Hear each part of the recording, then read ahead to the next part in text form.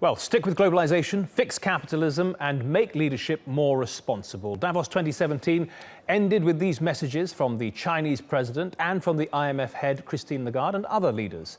Well, the event brings together the world's corporate and political elite, but it faces criticism for being a talking shop whose global influence is waning. Mobin Nasir has more in this report.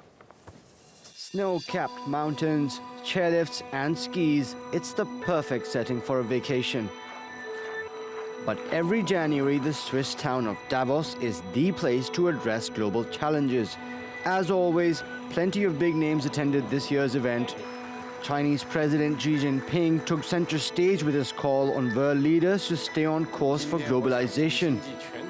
British Finance Minister Philip Hammond, Alibaba founder Jack Ma, and a long list of world leaders all made long and inspirational speeches about addressing poverty, war, and inequality.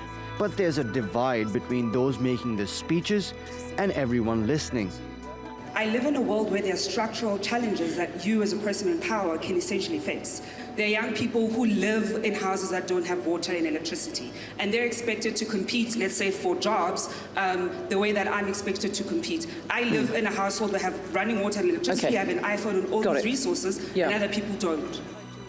Keep working hard and stay focused. This advice from the likes of IMF head Christine Lagarde and Facebook's chief operating officer Sheryl Sandberg didn't satisfy the audience.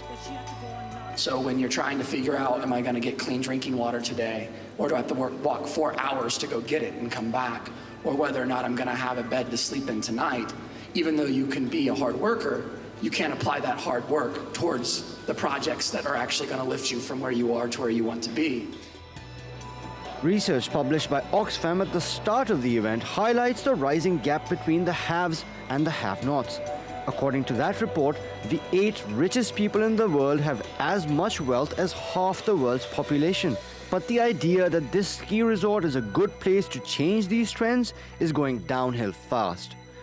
Mobin Nasir, TRT World.